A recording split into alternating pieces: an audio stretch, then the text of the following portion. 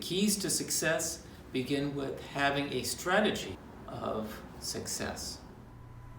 Welcome back to today's lesson on developing your own practice routine. Today's focus is on scales. Scale practice is probably the most fundamental and the most important part of your practice. You might call it doing your warm-up exercises or taking your vitamins. That's how essential it is. We're going to use the C major scale in 7th position to cover all 6 strings. So today's lesson on practicing scales, we're going to focus in on how to make the scale like a melody, how to practice a scale and think of it as a melody. All the notes in the scale, in a C major scale for instance, can be played straight across the fretboard in one position from C to C in 2 octaves, which we're going to take a look at. But in the manner and how you play that scale will determine whether it just sounds like a flat line, dead, or whether it has shape and that kind of leads you forward and become something more musically interesting. That's our goal, to practice our musicality, our shaping of a melody line when we're practicing our scales. We're on 7th position. We're going to do a pattern that goes 2-4, 1-2-4, 1-3-4, 1-3-4, 2-4, 1-2.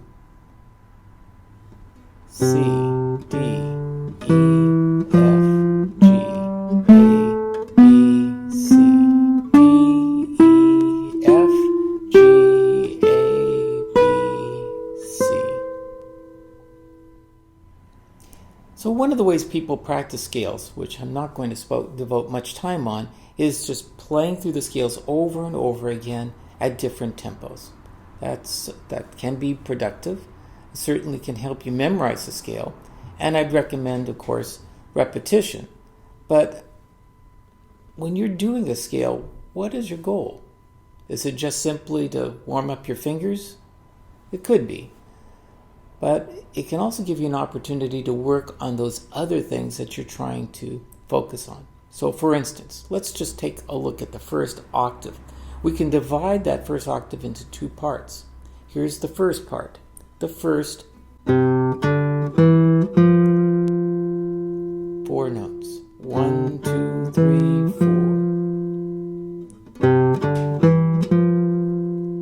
The next 4 notes sound exactly the same starting on G, but 5 notes higher.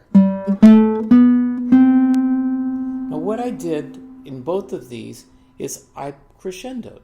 I shaped the melody, so rather than the scale just sounding as if all the tones are the same, you need to practice how to shape a melody, to apply musical skills. In the previous lesson, we talked about practicing doing that on 1 string, crescendoing and decrescendoing, and now we're doing it across the strings with a C scale. Okay, practice with me. First 4 notes, C, D, E, F. Ready? You notice that the last note I played softer. It's almost as if the E was a leading tone to the F. The first 2 notes were whole steps, the last 2 notes half step. Same thing is true in the next tetrachord. Put it together.